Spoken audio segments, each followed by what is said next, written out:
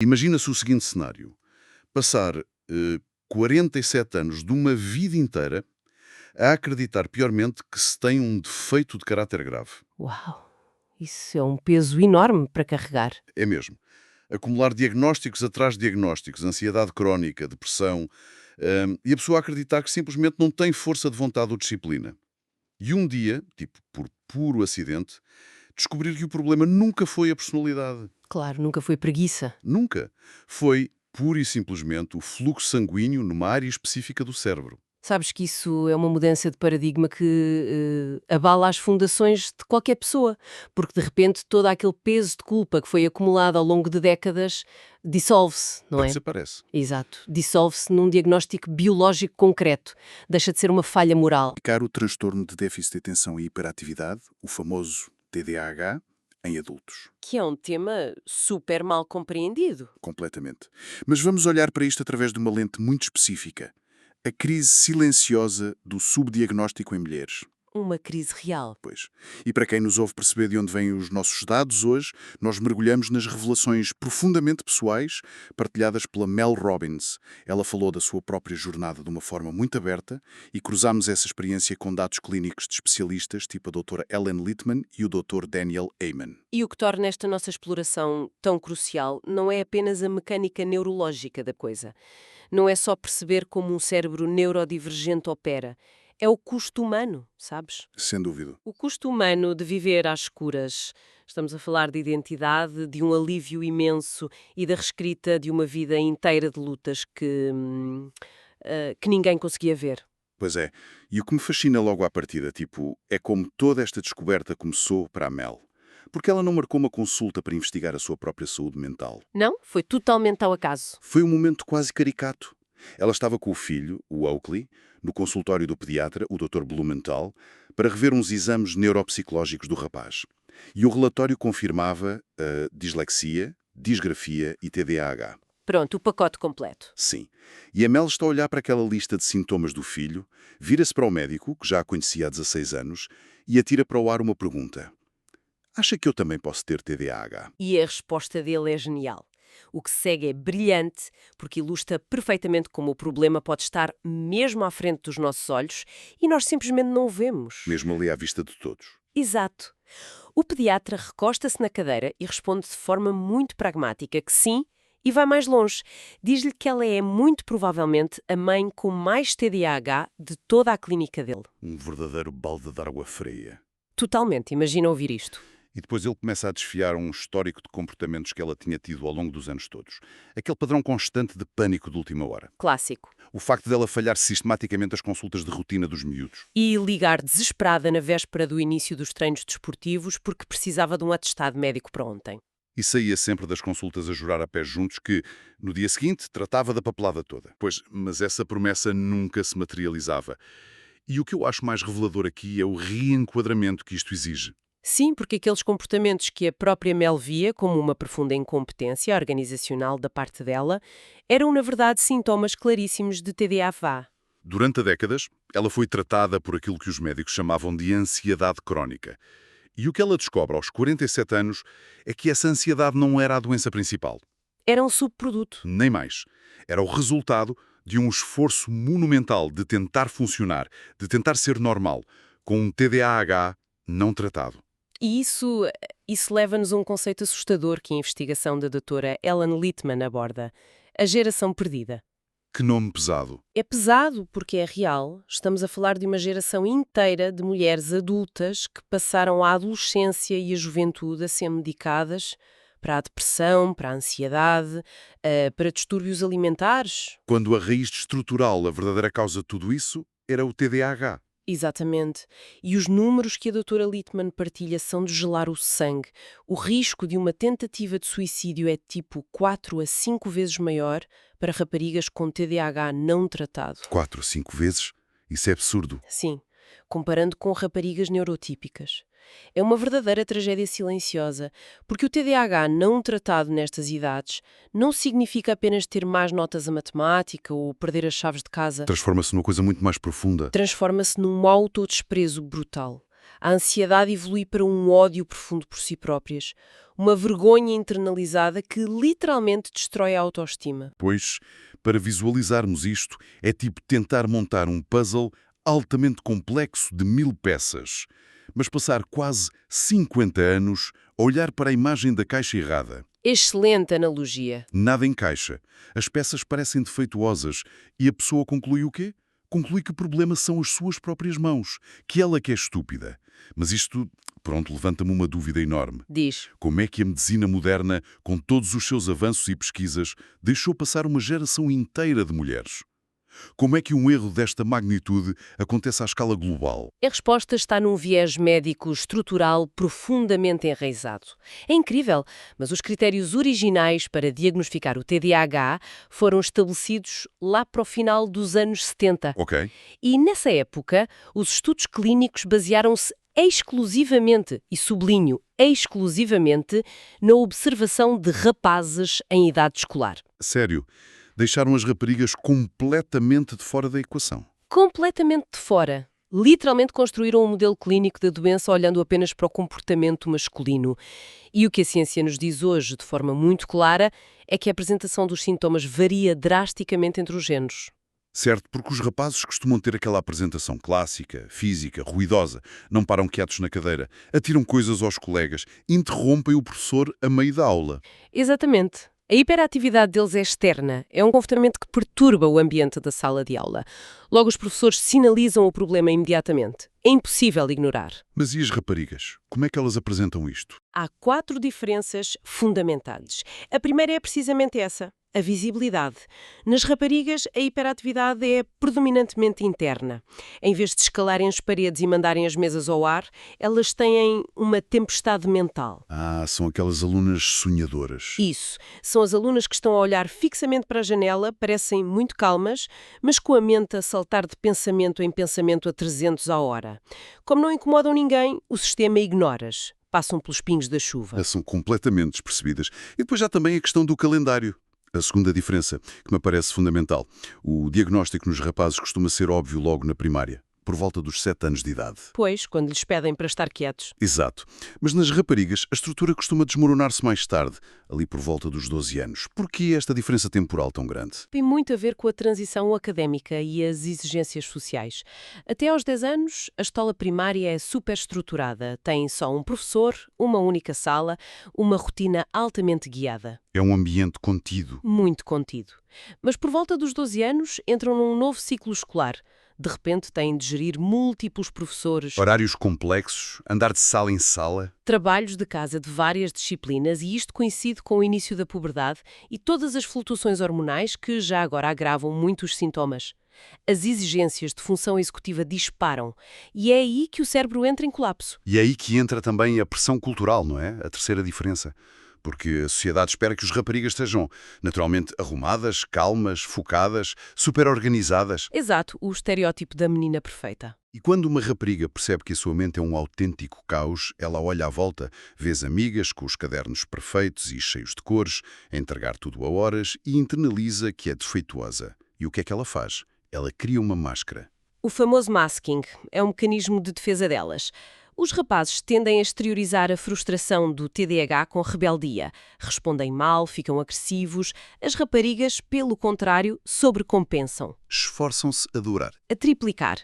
Trabalham horas a fio, perdem horas de sono para manter a aparência de normalidade, apenas para esconder o caos que vai dentro das cabeças delas. E a quarta diferença assume que seja a longo prazo. Sim, a trajetória a longo prazo.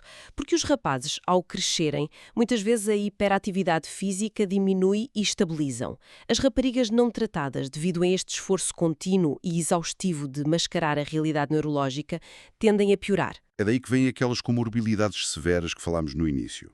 Nem mais. Os distúrbios alimentares surgem muitas vezes como uma forma de tentar ter algum controle ilusório sobre a vida. E, claro, a depressão profunda e a ansiedade paralisante. É exaustivo só de pensar na quantidade absurda de energia que isso consome diariamente. E para quem nos ouve compreender verdadeiramente esta exaustão crónica, temos de mergulhar na mecânica do cérebro. Sem dúvida. Porque a grande lição de todas estas fontes e estudos é que não se trata de preguiça. É biologia pura e dura. E a chave de tudo isto reside no córtex pré-frontal. Sim, O córtex pré-frontal, situado mesmo aqui atrás da nossa testa. Ele é, no fundo, o centro de comando executivo do cérebro. É ele que gera a atenção. Mas repara, a atenção não é apenas um raio laser que nós apontamos para um livro. É mais complexo do que isso. Muito mais. É um processo duplo. Para prestar atenção a algo, o cérebro tem primeiro de suprimir ativamente o ruído irrelevante, tipo a forma, as pessoas a conversar na mesa do lado, as notificações do telemóvel, as próprias dúvidas internas. E em simultâneo tem de amplificar o foco na tarefa-alvo. Exatamente. A Mel usa uma metáfora genial para explicar isto, comparando o cérebro a uma orquestra. Eu adoro essa metáfora.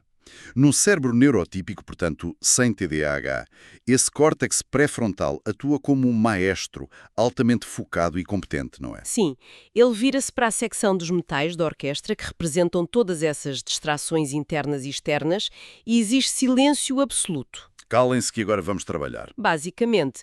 E depois de calar o ruído, ele vira-se para a secção das cordas, que é o nosso foco produtivo, a tarefa que temos em mãos, e dá-lhes a entrada triunfal. Mas num cérebro com TDAH, a tragédia é que o maestro simplesmente não está lá.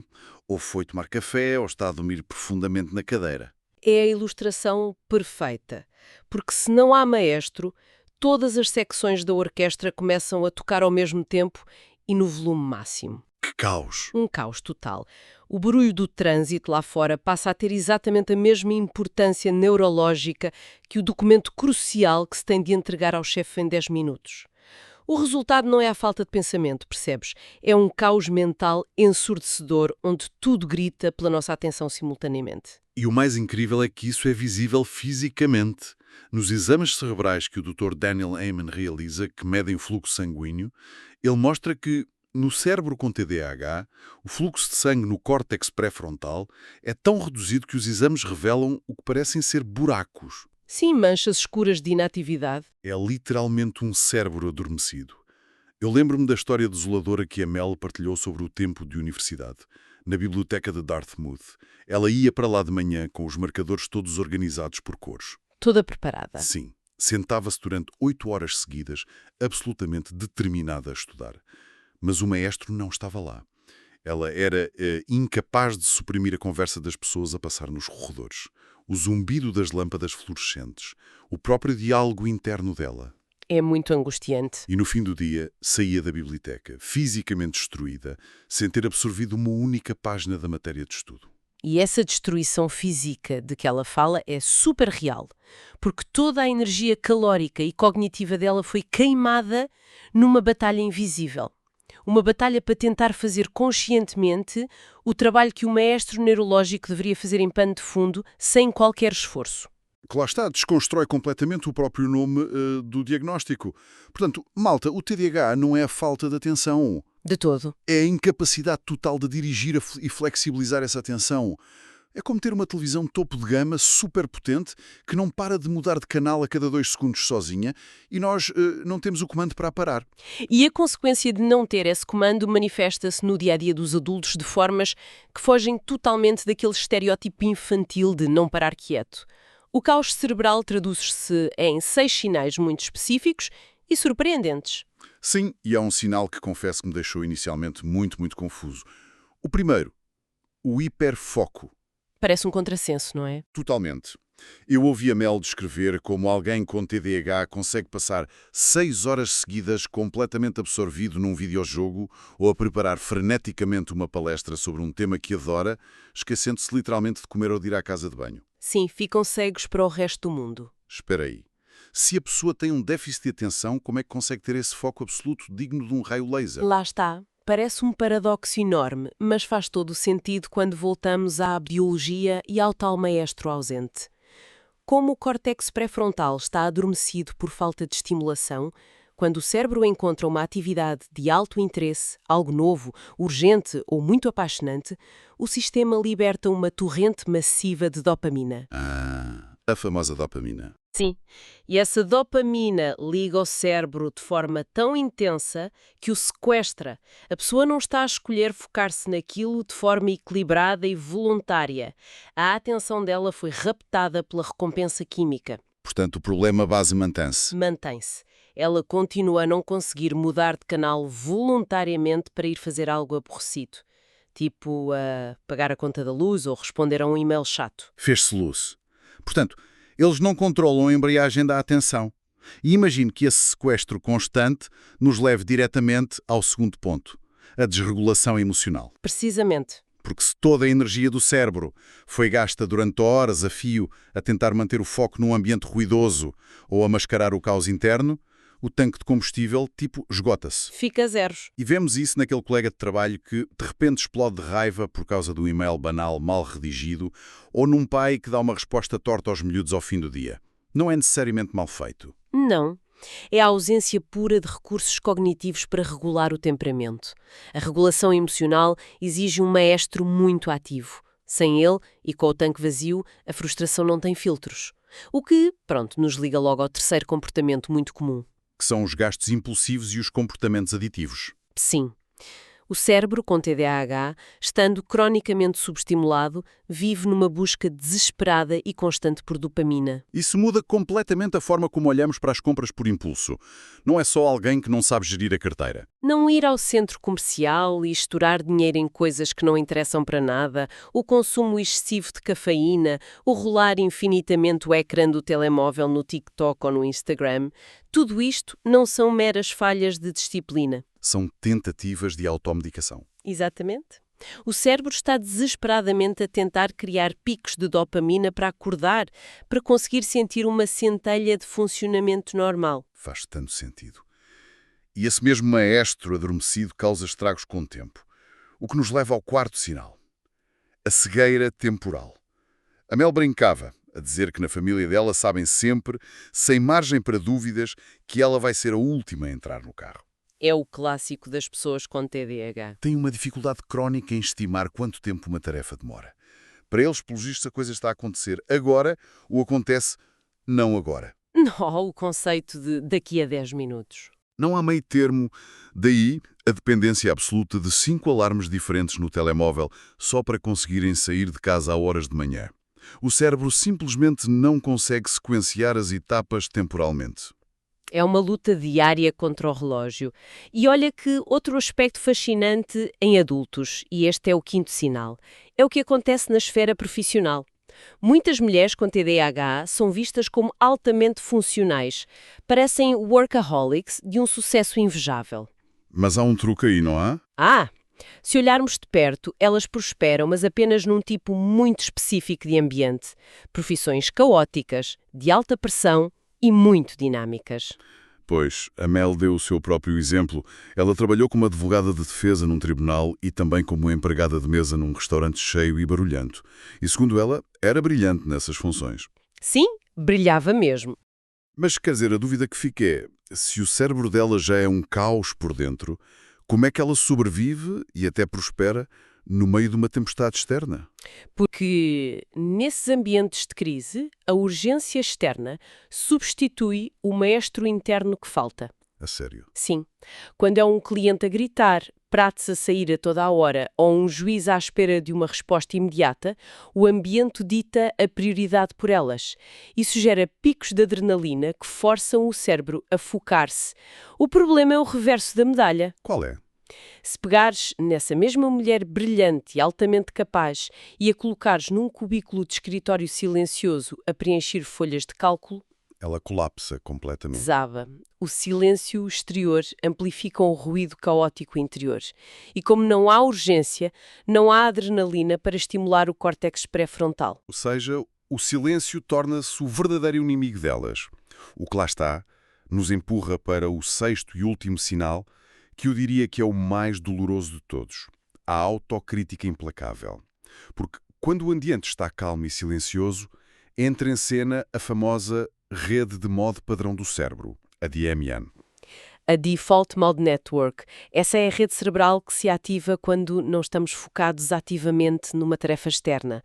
É responsável por aquela nossa divagação mental quando estamos a tomar banho, pelo refletir sobre o passado e sobre o futuro. Mas num cérebro neurotípico, quando temos de voltar ao trabalho, o maestro desliga essa rede, certo? Exato, o mestre diz, agora não. Mas no TDAH, como já vimos que eles não conseguem silenciar os metais da orquestra, também não conseguem desligar a DMN. E essa rede está fortemente associada à negatividade e à ruminação. Ficam presos num ciclo interno terrível que lhes diz repetidamente coisas como: não és uma boa mãe, falhaste outra vez, és incapaz. É uma tortura psicológica constante. E quando se vive 47 anos com este crítico interno aos gritos, perceber que a culpa afinal é biológica traz uma lufada de esperança gigante. Porque se conhecemos a biologia, ganhamos o poder de a gerir. Precisamente. O conhecimento traz alívio. E é aqui que entra o tratamento. Mas confesso que durante anos eu próprio tive uma grande dúvida sobre a medicação para o TDAH. Eu já sei o que vais perguntar. É que se a mente de uma pessoa com TDAH já está a 1000 a hora, cheia de pensamentos acelerados e hiperatividade mental, como é que os médicos receitam estimulantes? Não é tirar gasolina para uma fogueira? É a pergunta que toda a gente faz. E faz todo o sentido perguntar. Parece super contraintuitivo. Mas o objetivo do estimulante não é acelerar o corpo de forma geral. Ele serve para acordar especificamente aquela área adormecida do cérebro. O córtex pré-frontal. Exatamente. O medicamento fornece o estímulo químico necessário para que o maestro acorde da sesta, pegue na batuta e, finalmente, mande calar as distrações. Para quem sofre de TDAH, tomar a medicação não causa agitação nenhuma, pelo contrário. Traz calma. Traz um silêncio mental e uma paz que a maioria deles simplesmente nunca tinha conhecido na vida. Uau! É quase como pôr óculos pela primeira vez na vida e ver o mundo focado. Mas não é só a medicação que ajuda, claro. Há uma analogia partilhada nas experiências analisadas nestas fontes que me marcou profundamente. Comparar o TDAH à diabetes. Essa é a mudança de paradigma essencial de que falávamos. Se o nosso pâncreas não produz insulina corretamente, nós não nos olhamos ao espelho com ódio, a chamar-nos preguiçosos ou incompetentes por termos diabetes, pois não? Claro que não.